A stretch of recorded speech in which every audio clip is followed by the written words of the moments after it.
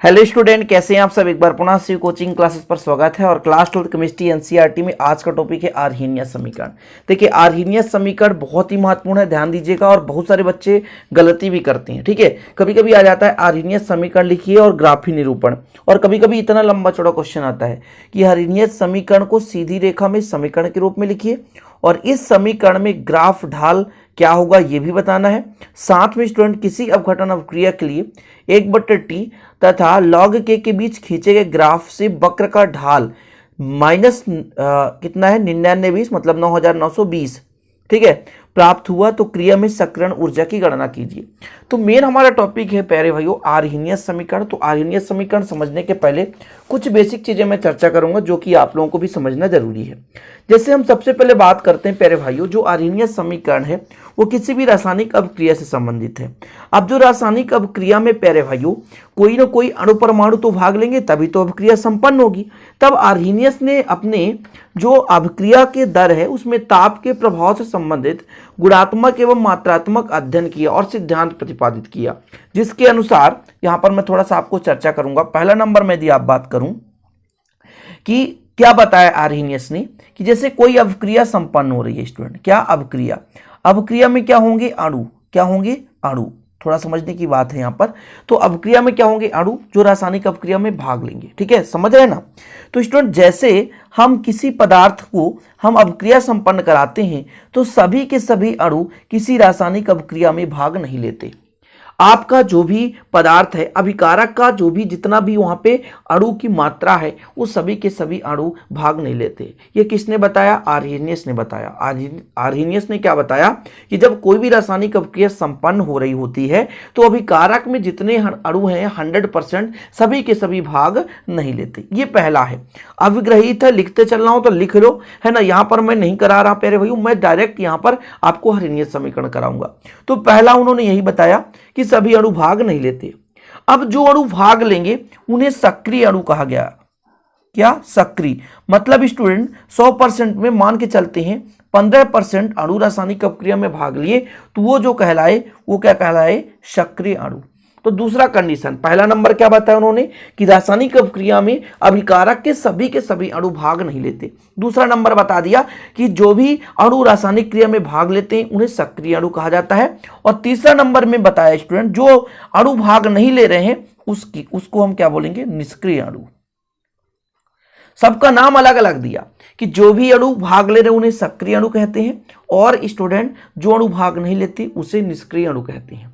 अब चौथे नंबर में बताया कि अभिकारकों में सक्रिय और निष्क्रिय अणुओं के बीच एक साम्य स्थापित होता है, समझ रहे हैं। और फिर यह भी बताया कि जैसे निष्क्रिय अणु है स्टूडेंट, ये क्या है, निष्क्रिय अणु है, इनको जब हम पुनः ताप देते हैं, इन्हें हम गर्म करते हैं, अभिक्रिया के ताप को बढ़ाते हैं तो पुनः ये जो अणु है निष्क्रिय अणु है पुनः प्रभावी के रूप में यानी टक्कर के रूप में अभिक्रिया को संपन्न करते हैं।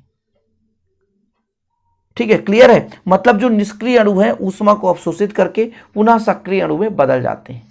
तो ये चीजें किसने बताया प्यारे भाइयों, आर्हीनियस ने। आपको थोड़ा सा समझा रहा हूं।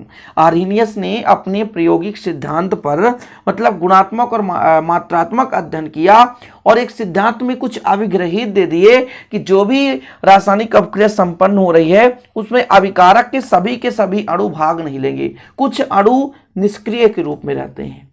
पहला नंबर तो ही बता दिया।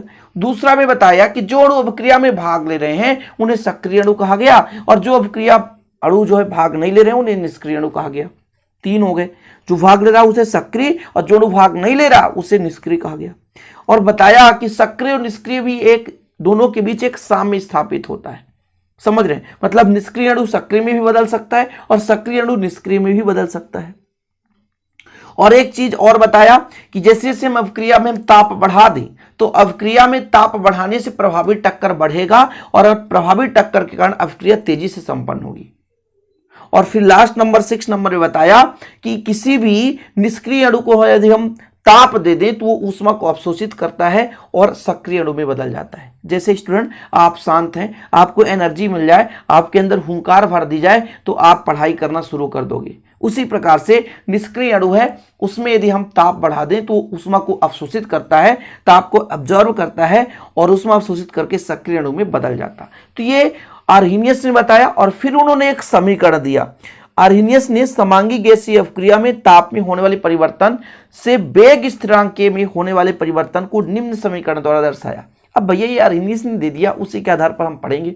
हमारा समीकरण तो दिया हुआ है नहीं कि कहां से आ रहा है, इसकी भी एक निश्चित गणना है जिसको यहां पर हम आपको कराएंगे तो 1.5 घंटे लग जाएंगे। वो चीज अभी तो करना नहीं है। अभी आप एक समीकरण समझ लो। आर्हीनियस के समीकरण को हम निकाल भी सकते हैं, प्रूव भी कर सकते हैं, कैसे कैसे उन्होंने दिया, इसके लिए भी थ्योरम है।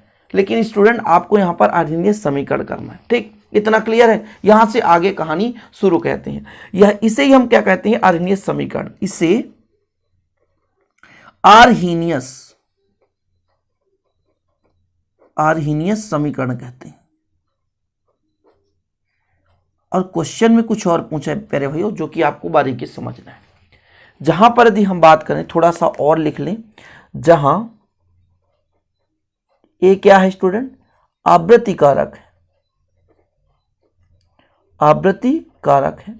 ठीक है, ई आपके पास जो है ये ई ए है, वह सक्रियण ऊर्जा, सक्रियण ऊर्जा, ये क्या है, सक्रियण ऊर्जा। ठीक है, और टी आपका क्या है, ताप है।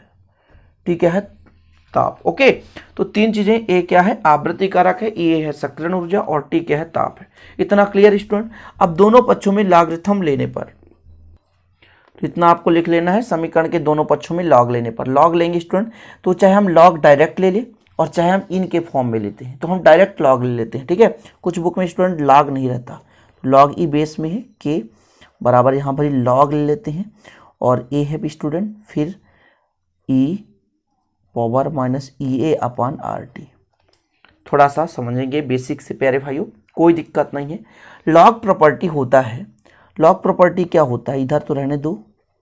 लॉग यदि प्यारे भाई मल्टीपल है तो इसको अलग अलग कर सकते हैं प्लस के फॉर्म में, तो लॉग ए हो जाएगा प्लस लॉग आपका ई, फिर ई है, फिर पावर में माइनस ई ए अपॉन आर टी।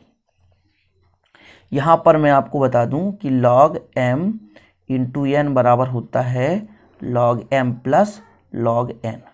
ये फार्मूला आपको है ना बता दिया, ताकि आप लोगों को दिक्कत ना हो सके।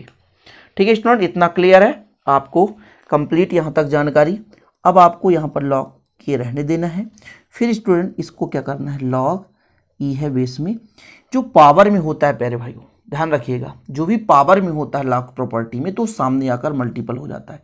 तो माइनस ई ए अपॉन आर टी नीचे आ गया, और लॉग प्यारे भाइयों ई और ई, बेस में भी प्यारे भाइयों और लघुगणक में भी ई, तो इसकी वैल्यू हो जाती है 1। ठीक है, अब यहाँ पर चूंकि मैं यदि आपसे कह दूँ कि लॉग एम के पावर एन का फार्मूला होता है, एन सामने आता है, लॉग एम हो गया। इतना क्लियर है। अगले स्टेप में हम बात करते हैं स्टूडेंट कि इसकी जो वैल्यू होती है 1 होती है। यदि बेस और लघुगणक जिसका निकालना होता है यदि सेम है स्टूडेंट, तो उसका मान 1 हो जाता है। तो यहाँ पर हम लिख सकते हैं लॉग ई के बराबर लॉग ई ए माइनस ई ए अपॉन आर टी। अब यहाँ पर चूंकि आपको लिख देना है लॉग ई बेस में भी है और लघुगणक भी है, इसका मान होता है 1। इसका मान कितना होता है, 1। किसी का भी भैया बेस और लघुगणक सेम है तो उसका मान 1 हो जाता है। इतना क्लियर स्टूडेंट, आप लोगों को समझ में आ गया, इतना कंप्लीट है। अब यदि इसको हम 10 के फॉर्म में लिखें, लॉग 10 के फॉर्म में यदि लिखें तो ये हो जाएगा, या इसको ऐसा लिख सकते हैं, लॉग बेस में ई था तो ये बेस में 10 कर देंगे, 10 कर दीजिए, लॉग 10 कर दीजिए यहाँ भी। ठीक है, सब में हम लॉग 10 कर रहे हैं ना इसलिए, और यार यहाँ पर स्टूडेंट आपका हो जाएगा ई ए अपॉन 2.303 का मल्टीप्लाई, ये लॉग 10 के फॉर्म में बदल गया। अब इसको हम एक सरल रेखा के रूप में हम तुलना करें, जैसे इसको हम ऐसा फॉर्म में बदल देते हैं, कोई दिक्कत नहीं। लॉग 10 के बराबर लॉग 10 ए, इसको हम ऐसा कर सकते हैं ई ए अपॉन 2.303, और यहाँ पर बीच में प्लस और इसको माइनस लगा के कोष्टक, और प्यारे भाइयों 1/t कर देते हैं। ठीक है, अब यहाँ पर जो प्रवणता होता है, जो ढाल है, तो इसे सरल रेखा y बराबर mx प्लस सी से तुलना कर दें, यदि तुलना कर दें पर, तो आपका mx यही चीज़ है प्यारे भाइयों, c आपका ये है, y ये है। तो आप यदि m बराबर निकालें तो ये आपका m है, क्या है, m है। ठीक है, तुलना करने पर जो आपका ढाल मिल रहा है स्टूडेंट, वो ढाल आपका मिला यानी m जिसे बोलते हैं वो आपका मिला -EA/2.303। और स्टूडेंट आपके पास r था ना, तो r भी साथ में ले चलें, ये r था तो r भी ले लें। ठीक है, इतना क्लियर हो गया। अब इससे हम यदि आपसे कह दें कि AA का मान निकालना है सक्रियण ऊर्जा प्यारे भाइयों, तो माइनस सहित ले चलते हैं, इधर माइनस सहित ले चलते हैं, तो -2.303 इंटू ढाल इंटू r। और हमें सक्रियण ऊर्जा निकालना है, और जिसमें प्यारे भाइयों वैल्यू दे के रखा है ये 2.303 है, और ढाल दे के रखा है कितना, तो ढाल दे के रखा है स्टूडेंट आपका, तो इसकी वैल्यू कितनी थी -9920, और r का मान कितना होता है 8.143 joule kelvin inverse mole inverse होता है। इसकी वैल्यू होती है स्टूडेंट, इसको आपको याद करना पड़ेगा, माइनस माइनस प्लस हो जाएगा, इसका कैलकुलेशन करोगे तो कितना आएगा, लगभग 186,033.024 इसके लगभग आएगा स्टूडेंट आपका। सक्रियण ऊर्जा का होता है कैलोरी प्रति ग्राम अणु। ठीक है, ये चीज है। अब स्टूडेंट ये r का मान इतना ही होता है, ध्यान रखिएगा। यदि आपके बुक में कुछ और मान हो तो फिर दूसरा वैल्यू आ जाएगा, जैसे किसी किसी बुक में 4.5 दिया रहता है, जबकि ऐसा नहीं है। जो आपका r ही होता है ये रिडवर्क नियतांक होता है जो कि फिक्स होता है। ठीक है, इतना क्लियर है। अब इसके भी यदि हम ग्राफ खींचना चाहिए स्टूडेंट कि log और यहाँ पर log k और 1/t के बीच, तो ऐसा खींच सकते हैं आप, ऐसा खींच दें। इसको अपन क्या मान लेते हैं 1/t, इसको हम log k, तो फिर स्टूडेंट जो ढाल बनेगा तो ऐसा बनेगा। ठीक है, तो ये ढाल हो गया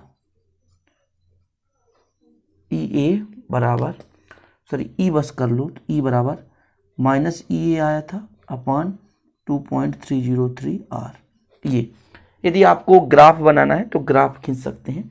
ये चित्र है प्यारे भाइयों, ये किसके किसके बीच है, log 10 के तथा 1/t का ग्राफ। पेपर में इसको बना लेंगे तो और क्या होता है कि नंबर कटने के चांसेस नहीं रहते हैं। अरेनियस समीकरण आएगा तो इतना आपसे बन जाना चाहिए, और इतना ही करना स्टूडेंट, कोई दिक्कत नहीं। इस क्वेश्चन के आधार पर मैंने आपको कराया। क्वेश्चन में क्या पूछा गया था, ऐसे क्वेश्चन में यदि पूछ दिया जाए तो उम्मीद करता हूँ कि इस प्रकार से क्वेश्चन आप कर लोगे। तो अरेनियस समीकरण भी आपको हो गया कंप्लीट, और संघट्ट का सिद्धांत इस मतलब 2021-22 में एमपी बोर्ड से हट भी गया है स्टूडेंट। तो संघट्ट के सिद्धांत भी हम चर्चा करेंगे, ऐसा नहीं है। इसके साथ साथ आपको हम सक्रियण ऊर्जा और देहली ऊर्जा, इसके बारे में हम अगले वीडियो में कंप्लीट करेंगे। इसके बाद चैप्टर 5 स्टार्ट करेंगे। ओके, तो वीडियो पसंद आए तो प्लीज़ लाइक कर दें, दोस्तों के साथ शेयर कर दें, और बेहतर नोट्स लेना है तो 9685299149 पर कॉन्टैक्ट करें। किस पर, 9685299149 मेरा पर्सनल नंबर है। 100 रुपये में आपको एक सब्जेक्ट का फुल नोट्स दिया जाता है। ओके स्टूडेंट, चलिए मिलते हैं अगली वीडियो में। जय हिंद, वंदे मातरम।